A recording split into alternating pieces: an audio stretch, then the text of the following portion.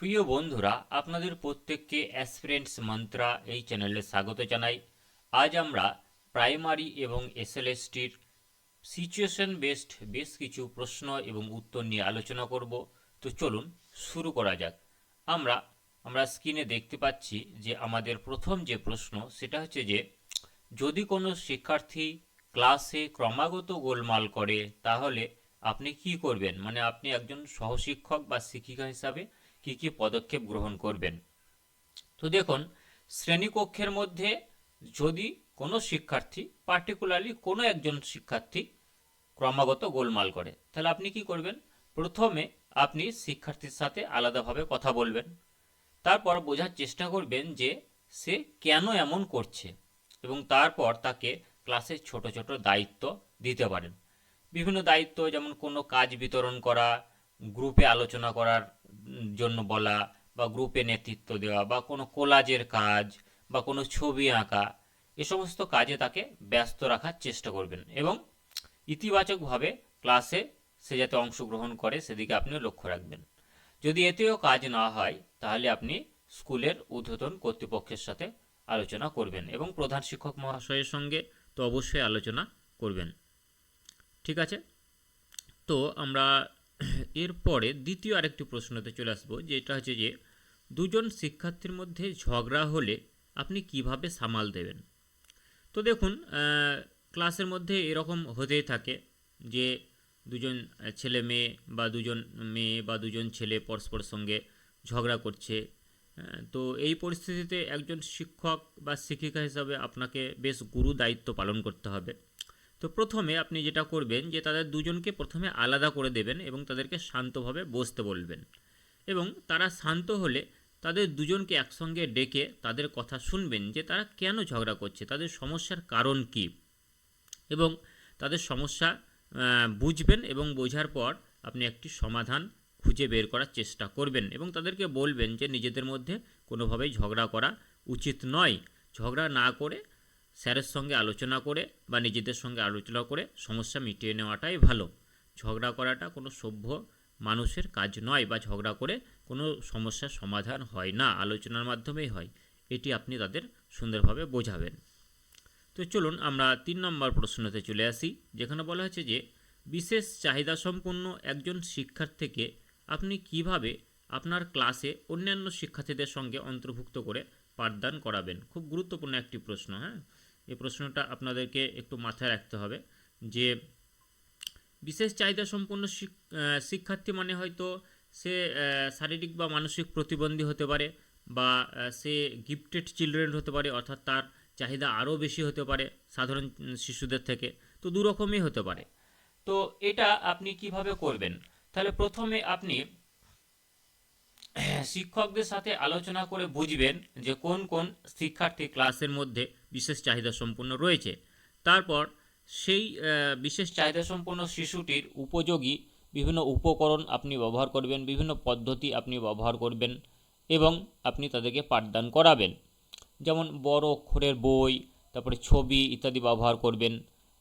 যদি কোনো দৃষ্টি প্রতিবন্ধী শিক্ষার্থী থাকে তাহলে তাকে ব্রেল পদ্ধতির মাধ্যমে শেখাবেন। শ্রবণ প্রতিবন্ধী কেউ থাকলে তাকে বিভিন্ন ধরনের যে সাইন ল্যাঙ্গুয়েজ আছে সেটার মাধ্যমে শেখাতে হবে।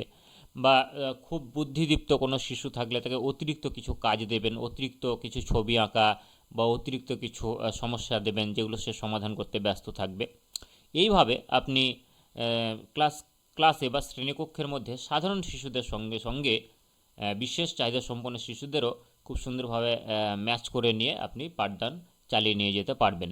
এবং আপনি অবশ্যই তাদের প্রতি, অর্থাৎ সকল শিক্ষার্থীদের প্রতি আপনি সহানুভূতিশীল হবেন, মনোযোগী হবেন, এবং অন্যান্য শিশুদেরও শেখাবেন তারাও যেন তাদের সহপাঠীদের প্রতি সহানুভূতিশীল হয় এবং একে অপরকে সাহায্য করে। তো চলুন আমরা 4 নম্বর প্রশ্নতে চলে আসি, যেখানে বলা হচ্ছে যে যদি কোনো শিক্ষার্থী পড়াশোনায় পিছিয়ে পড়ে এবং কিছুতেই উন্নতি করতে না পারে, তাহলে আপনি একজন শ্রেণী শিক্ষক বা শিক্ষিকা হিসাবে কি করবেন।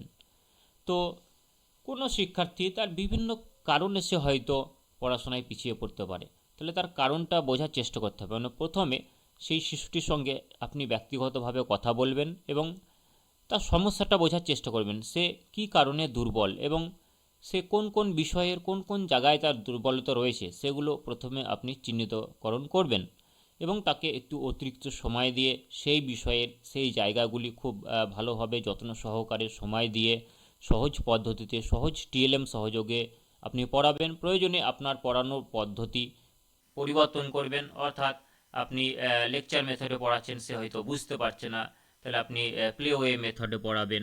ঠিক আছে, এইভাবে আপনি নিজের পদ্ধতিটাকে পরিবর্তন করলেন, বেশ কিছু টিএলএম ব্যবহার করলেন। ঠিক আছে, তাহলে কিন্তু শিশুরা শিখতে পারবে।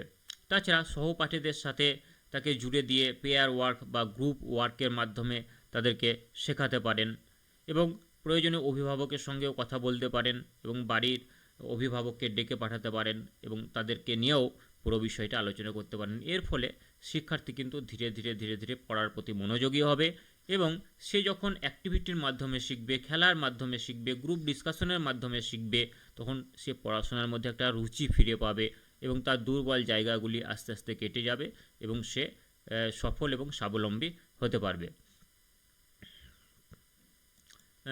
তো চলুন এর পরের যে প্রশ্ন আমরা 5 নম্বর স্লাইডে চলে আসবো, যেখানে বলা হয়েছে যে কোনো অভিভাবক যদি আপনার পড়ানোর পদ্ধতি নিয়ে অভিযোগ করেন তাহলে আপনি কি করবেন। আপনি ক্লাসরুমে পড়াচ্ছেন, কোনো অভিভাবক হয়তো আপনার পড়ানোর পদ্ধতি নিয়ে যে অভিযোগ করতেই পারে, তো আপনি কি করবেন। আপনি কি তাকে প্রত্যাখ্যান করবেন তার যে যে অভিযোগ সেটাকে? না, কখনোই নয়। আপনি শান্তভাবে সেই ব্যক্তির সেই ধরুন অভিভাবকের অভিযোগটা আপনি শুনবেন এবং উদ্বেগের কারণ জানতে চাইবেন, কেন তিনি বলছেন যে আপনার পদ্ধতিটা ঠিক নয় এবং আপনি যে মেথডে পড়াচ্ছেন সেই মেথডের সুবিধাগুলি কি কি বলবেন, যে এই মেথডে আমি যে পড়াচ্ছি তার ফলে শিশুরা কিভাবে শিখতে পারছে, শিশুদের কতটা উন্নতি হচ্ছে, শিশুরা কতটা বিষয়টি বুঝতে পারছে, সেটি কিন্তু গার্জেনকে বোঝাতে হবে। আর প্রয়োজনে আপনি সেই অভিভাবককে আপনার ক্লাসে এসে আপনার যে পড়ানোর পদ্ধতি সেটা হাতে কলমে দেখার জন্য আমন্ত্রণ জানাবেন এবং তার প্রতি, তার মতামতের প্রতি অবশ্যই শ্রদ্ধাশীল থাকবেন এবং তার মতের মধ্যে যদি কোনো যৌক্তিকতা আপনি খুঁজে পান তো সেটার মূল্য দেবেন এবং আপনার পড়ানোর পদ্ধতির মধ্যে সেই অভিভাবকের দেওয়া যৌক্তিক বিষয়গুলি আপনি ইমপ্লিমেন্ট করার বা প্রয়োগ করার চেষ্টা করবেন এবং আপনার পড়ানোর পদ্ধতিরও কিছুটা পরিবর্তন করতে পারেন। নেক্সট যে গুরুত্বপূর্ণ প্রশ্ন 6 নম্বর প্রশ্ন, সেটা হচ্ছে যে যদি আপনার সহকর্মী শিক্ষকের পড়ানোর পদ্ধতির সাথে আপনার মতের মিল না হয় তাহলে আপনি কি করবেন। ধরুন আপনি একজন সহশিক্ষক আর একজন সহশিক্ষক রয়েছে, তার পড়ানোর সাথে আপনার পড়ানোর পদ্ধতির মিল হচ্ছে না, তাহলে আপনি কি করবেন। আপনি সহকর্মীর সাথে ব্যক্তিগতভাবে কথা বলবেন এবং সম্মানজনকভাবে আপনার উদ্বেগটা প্রকাশ করবেন এবং আপনারা দুজনেই শিক্ষাদানের সেরা পদ্ধতি নিয়ে আলোচনা করবেন এবং আপনার যে পদ্ধতি সেই পদ্ধতিগুলো কেন কার্যকর সেটি আপনি উদাহরণ সহযোগে আপনার সহকর্মীকে বোঝাবেন এবং তার যে পদ্ধতি সেই পদ্ধতিটা কতটা কার্যকর সেও আপনাকে বোঝাবে। এইভাবে কিন্তু পরস্পর সঙ্গে আলোচনার মাধ্যমে আপনারা খুব সুন্দরভাবে পড়ানোর পদ্ধতিগুলি টপিকের সঙ্গে মানানসইভাবে আপনারা যে নির্বাচন করে সেই পদ্ধতিতে খুব সুন্দরভাবে আপনারা শিশুদের পাঠদান করতে পারেন এবং একসঙ্গে কাজ করে একটা নতুন উপায় আপনারা বের করতে পারেন, যে উপায়ের সাহায্যে আপনারা নিজ নিজ পদ্ধতি নির্বাচন করে খুব সুন্দরভাবে যে কোনো টপিক আপনারা শ্রেণীকক্ষের শিশুদের বোঝাতে পারেন। এইভাবে আলোচনার মাধ্যমে আপনারা সমস্যাটার সমাধান করবেন। তো আশা করি আপনারা এটা বুঝতে পারলেন। তো আমরা এইভাবে আরও কিছু সিচুয়েশন বেসড প্রশ্ন উত্তর নিয়ে আলোচনা করব। তো প্রিয় বন্ধুরা, আপনারা যারা প্রাইমারি ইন্টারভিউয়ের জন্য প্রস্তুতি নিচ্ছেন তাদের জন্য বিশেষ অফার, যে আমার বেশ কতগুলো বই রয়েছে, তাদের 50% ছাড় রয়েছে। তো বইগুলো আপনারা দেখুন। প্রথম হচ্ছে যে ইন্টারভিউ বুস্টার ভলিউম 1 প্রিন্টেড বই এবং আর্ট অফ টিচিং, যারা ডেমো টিচিংয়ে দুর্বল তাদের জন্য এটাও প্রিন্টেড বই। তাছাড়া বেশ কিছু পিডিএফ বই রয়েছে, যেমন সিচুয়েশন বেসড প্রশ্ন উত্তর রয়েছে, সহজ পাঠের উপর ব্যাকরণমূলক বই রয়েছে, সহজ পাঠের উপর প্রশ্ন উত্তরমূলক বই রয়েছে। যাদের গ্র্যাজুয়েশনে ইংলিশ ছিল তাদের ইংলিশের জন্য প্রাইমারি ইন্টারভিউ ইংলিশ গাইড বই রয়েছে, সেলফ ইন্ট্রোডাকশনের বই রয়েছে, এক নজরে পশ্চিমবঙ্গ রয়েছে এবং ভারতের সংবিধান রয়েছে, নোবেল প্রাইজ রয়েছে। এই ধরনের আপনারা প্রায় 8টি পিডিএফ নোটস এবং 2টি প্রিন্টেড বই পেয়ে যাবেন এবং তার সাথে সরাসরি মক ইন্টারভিউ এবং মক ডেমো দিতে পারবেন, লাইভ ক্লাস করতে পারবেন। তার জন্য ফিস হচ্ছে মাত্র 450 টাকা। তো আপনারা অবশ্যই নামটা এনরোল করে নেবেন। আপনারা আমার স্ক্রিনে নাম্বার দেখতে পাচ্ছেন 8597354342, এই হোয়াটসঅ্যাপ নাম্বারে আপনারা যোগাযোগ করুন। আজকে এখনই আপনাকে পুরো ডিটেলস বলে দেওয়া হবে। প্রত্যেকে ভালো থাকবেন, সুস্থ থাকবেন। আজকের জন্য এতটুকুই, ধন্যবাদ।